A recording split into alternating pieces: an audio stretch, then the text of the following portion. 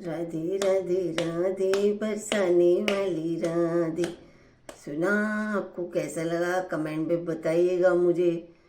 गीता का अध्याय मैं रामायण का भी डालूंगी, स्वयंवर का। आज परशुराम जी संवाद, दरबार में परशुराम जी आएंगे, उन्हीं का सुनाऊंगी। राधे राधे। ये देखिए, आप क्या कह रहे हैं।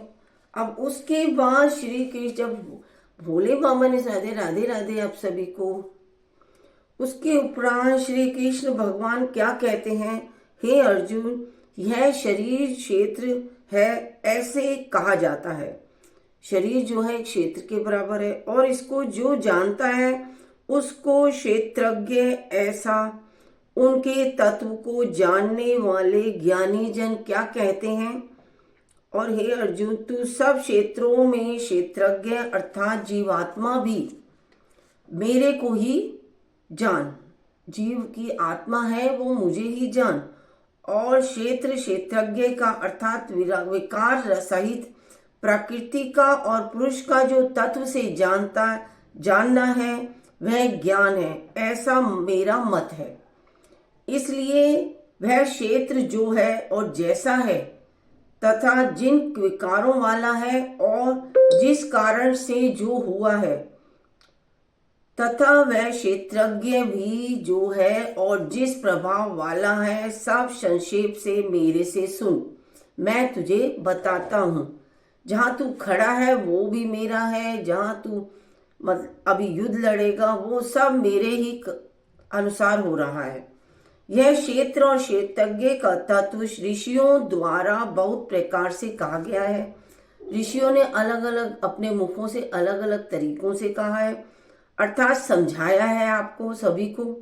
और नाना प्रकार के वेद मंत्रों से विभाग पूर्वक कहा गया है, और अच्छी प्रकार निश्चय किए हुए युक्ति युक्त ब्रह्म सूत्र के पदों के द्वारा भी वैसे भी ही कहा गया है। हे अर्जुन, वही मैं तेरे लिए कहता हूं, क्या कि 5 महाभूत अर्थात जो हमारे धरती पर है। राधे राधे आप सभी को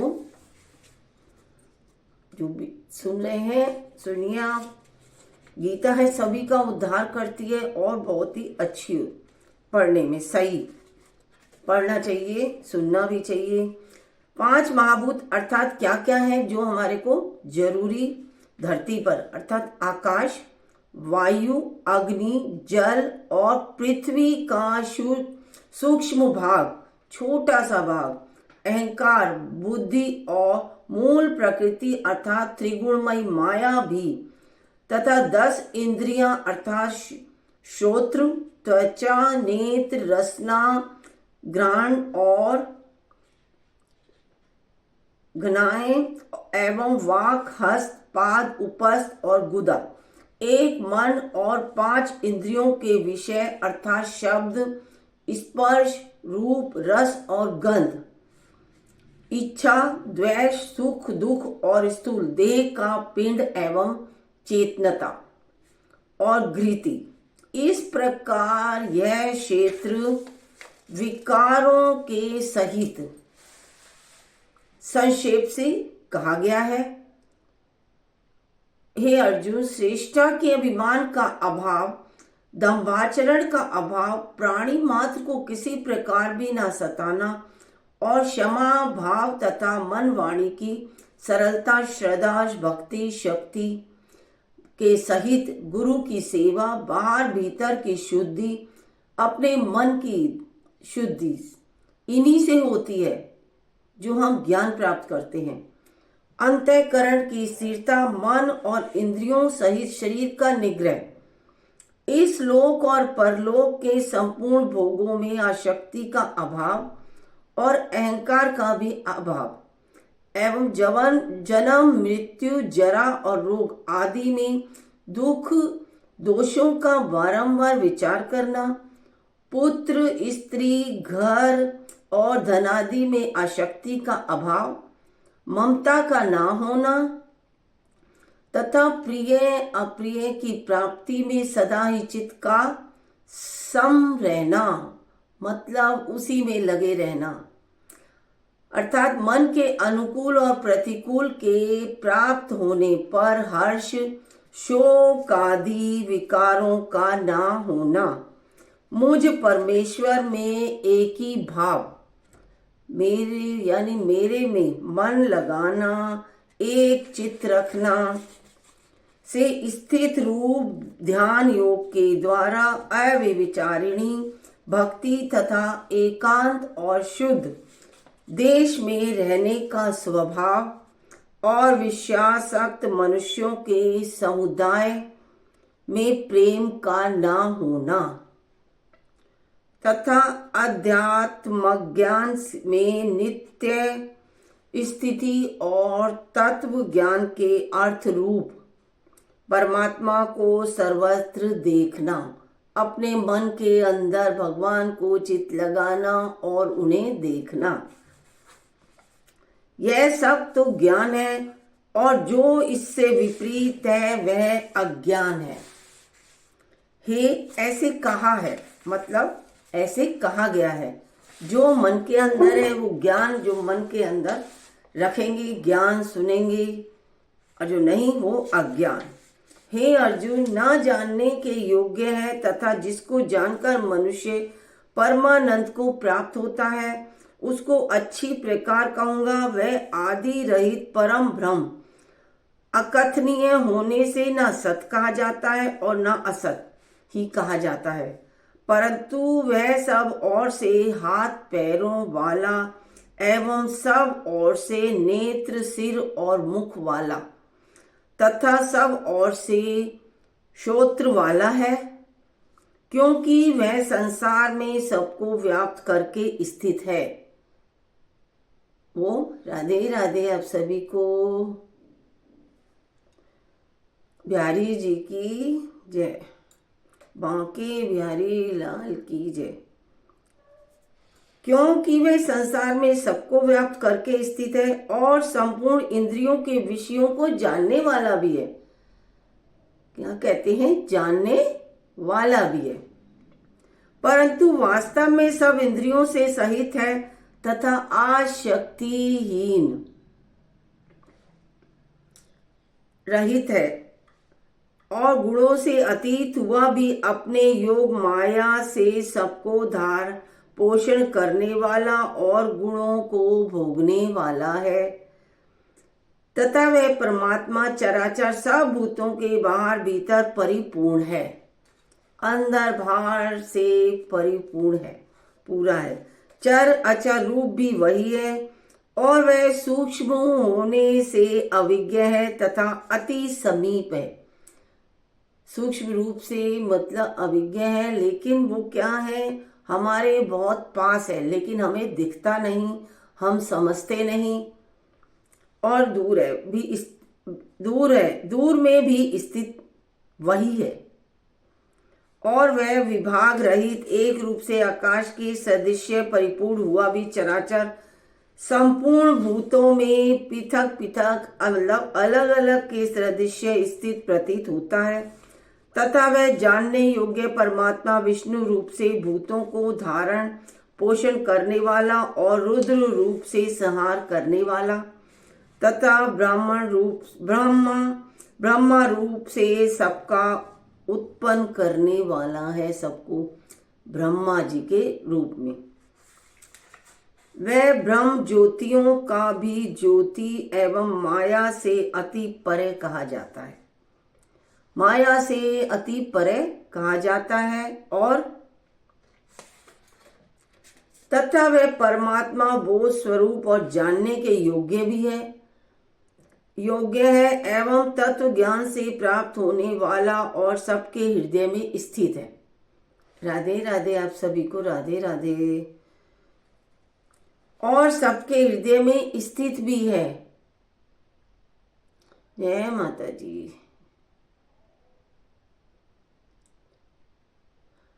जो सुनेगा करेगा, भगवान ने कान्हा जी, कलयुग के देवता माता और कान्हा, ये दो ही हैं, गोपाल जी, ये ही पार लगाने वाले सबका। बिहारी जी सबका बेड़ा पार करने वाले हनुमान बजरंग बली जो कलयुग में सब जगह विद्यमान है। जहाँ रामायण होती है, गीता होती है, वहाँ कृष्ण और हनुमान जरूर विराजमान होते हैं। अब इसमें संक्षेप में कहा गया है, इसको तत्व से जानकर मेरा भक्त मेरे स्वरूप ही प्राप्त होता है। जो मेरा भक्त मुझे पूछता है वो मुझे ही प्राप्त होता है। ये कृष्ण भगवान ने पहले ही कहा है।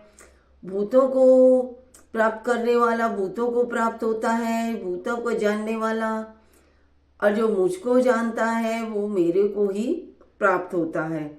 हे अर्जुन, प्रकृति अर्थात त्रिगुणमयी मेरी माया और जीवात्मा अर्थात क्षेत्रज्ञ, इन दोनों को ही तू अनादि जान और राग द्वेषों विकारों को तथा त्रिगुणात्मक संपूर्ण पदार्थों को भी प्रकृति से ही उत्पन्न हुए जान।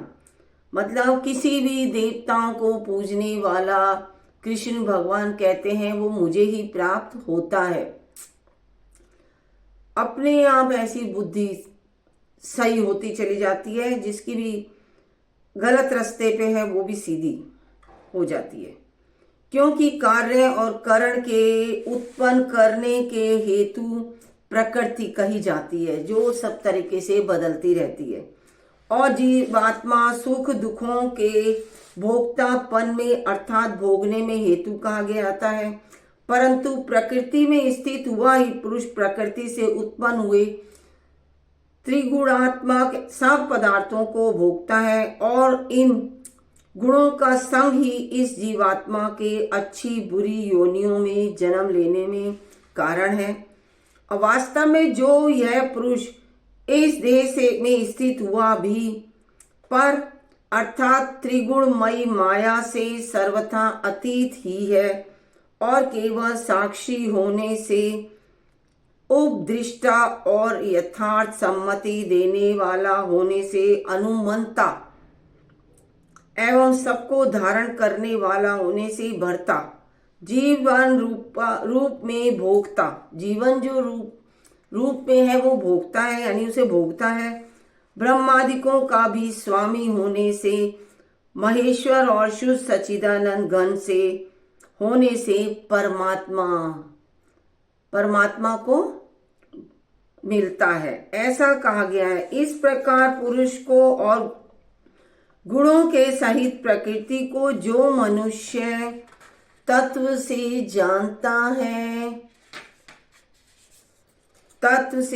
है वह सब प्रकार से बरतता हुआ भी फिर नहीं जन्मता।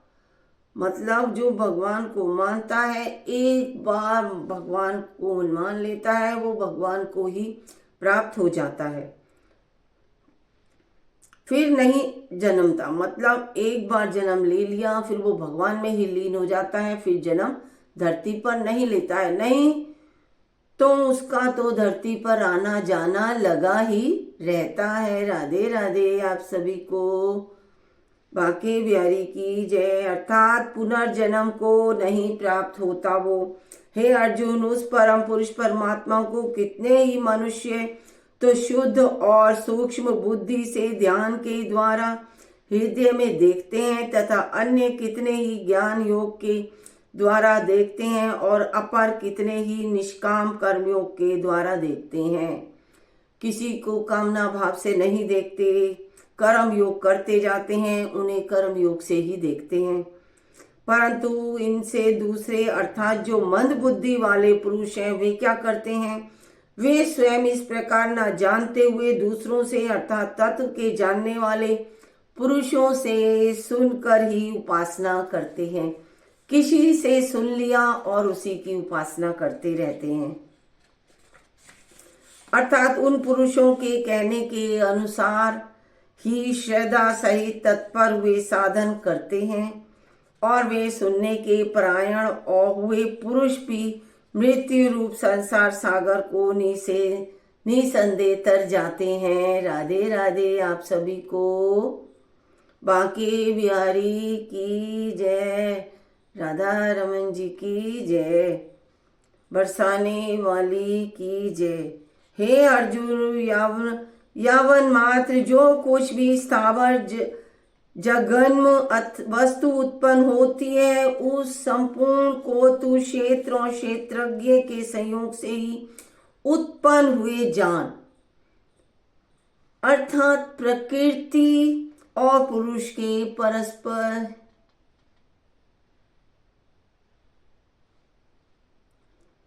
राम जी ने सीता जी ने चरण इसलिए नहीं छुए क्योंकि उन्हें पता थी कि राम जी के जो चरण थे अहिल्या के, मतलब पत्थर रूपी अहिल्या के लगते ही वो क्या हुआ, पत्थर बनी थी जो अहिल्या पत्थर छूते ही इंसान बनकर परमेश्वर को प्राप्त हुई।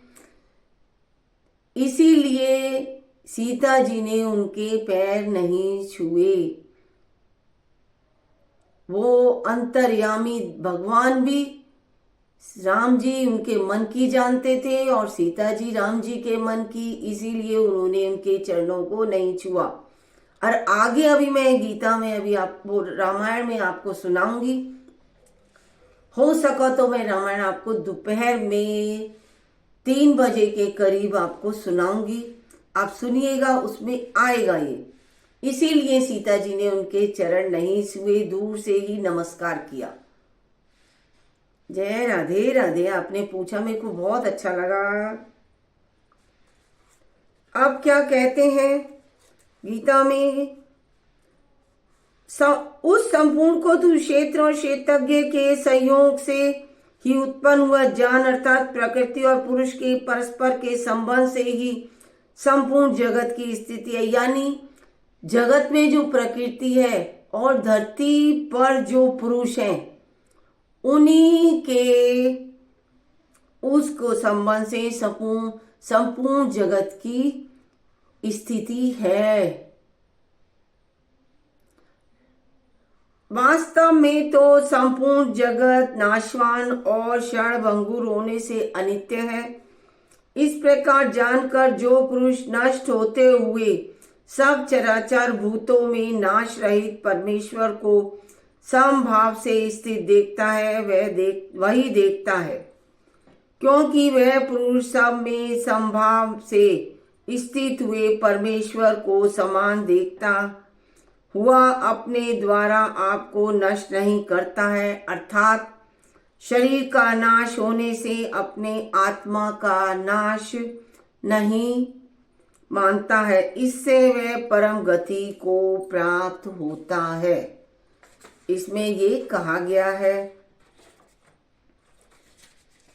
और जो पुरुष संपूर्ण कर्मों को सब प्रकार से प्रकृति से ही किए हुए देखता है, अर्थात इस बात को तत्व से समझ लेता है कि प्रकृति से उत्पन्न हुए संपूर्ण गुण ही गुणों में बरतते हैं तथा आत्मा को अकर्ता देखते हैं, वही देखता है। और वह यह पुरुष जिस काल में भूतों के न्यारे न्यारे भावों को एक परमात्मा के संकल्प के आधार स्थित देखता है तथा उस परमात्मा के संकल्प से ही संपूर्ण भूतों का विस्तार देखता है।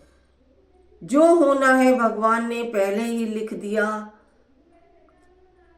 हम उसमें कुछ नहीं कर सकते। जो भी है भगवान का किया है, हमारा कुछ नहीं। अनादि होने से और गुणातीत होने से वह अविनाशी परमात्मा शरीर में स्थित हुआ भी वास्तव में न करता है और ना लिपायमान होता है। जिस प्रकार सर्वत्र व्याप्त हुआ भी आकाश सूक्ष्म होने के कारण लिपायमान नहीं होता है, वैसे ही सर्वस्त्र देह में स्थित हुआ भी आत्मा गुणातीत होने के कारण देह के गुणों से लिपायमान नहीं होता है। हे अर्जुन, जिस प्रकार एक ही सूर्य इस संपूर्ण ब्रह्मांड को प्रकाशित करता है, उसी पर एक ही आत्मा संपूर्ण क्षेत्र को प्रकाशित करता है। ये सब इसमें कहा हुआ है और आप देखेंगे आपको बहुत ही अच्छा भी लगेगा कि